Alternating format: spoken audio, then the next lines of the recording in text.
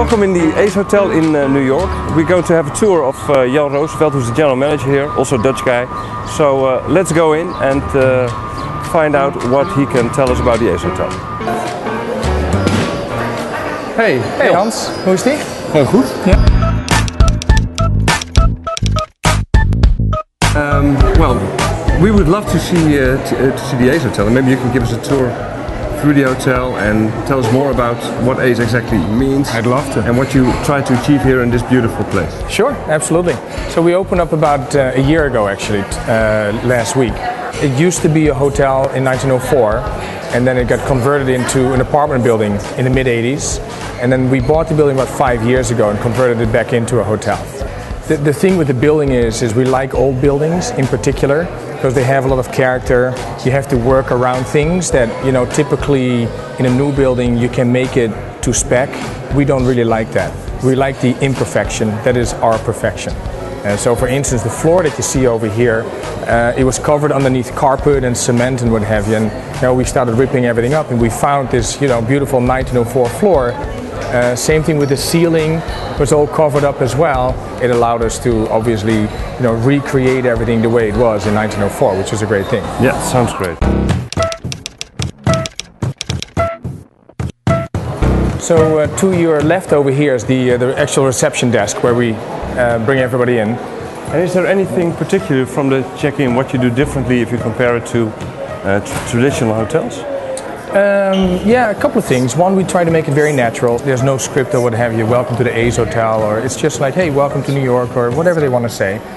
It's efficient. It's leisurely. I think that's one of the things in service that we provide. It is not as stiff. You can see in the uniforms of our staff. It's you know they're wearing Levi's jeans and you know loose ties and what have you. So I think those are all little pointers that people make feel that it's all very different. We believe in building a community within the hotel. We'd like to have a lot of the outside people that live in the city where we are. For instance, over here we want to have New Yorkers in the lobby that then congregate with people that come from outside of the city.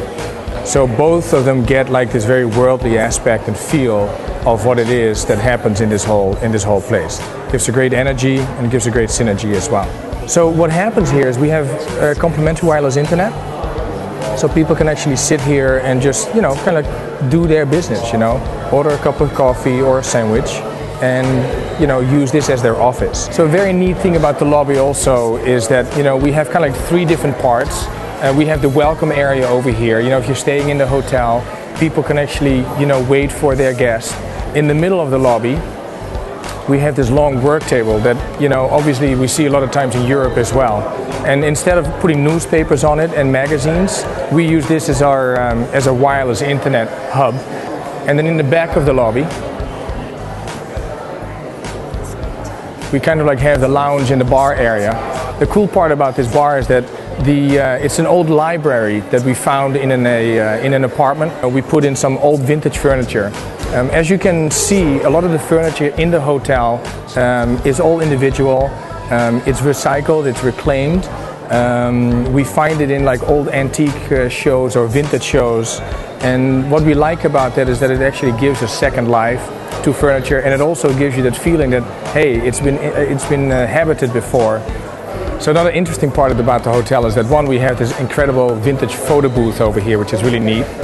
And then right above that we have this amazing New York artist called Michael Anderson, who gave us about 4,000 of his graffiti paintings, and he repasted it on the wall over here.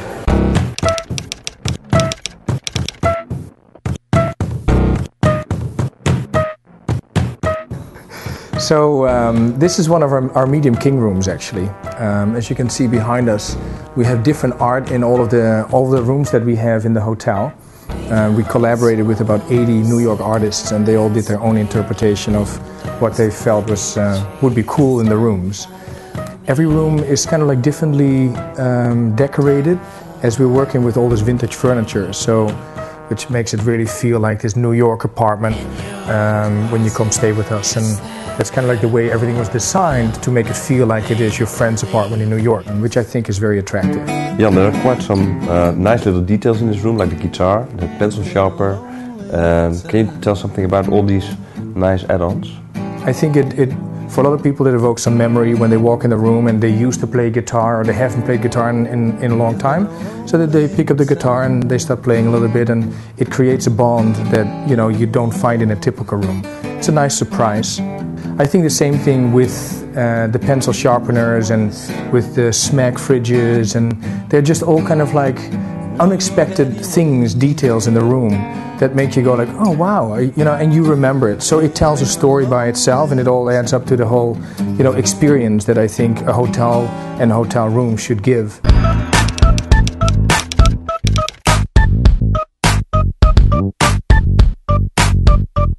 So now we are in the dungeon, the basement of the hotel, and this is where we have our Liberty Hall, which is our event space.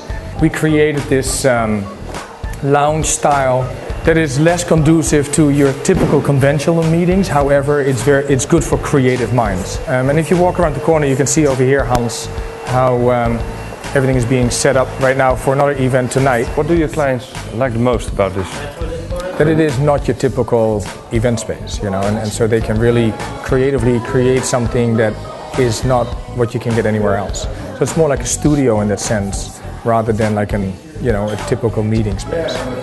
This looks extremely refreshing to me.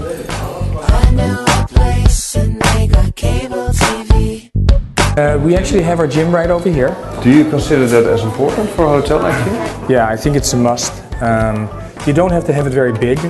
It's a small little gym, probably about 500 square feet, but it does the trick.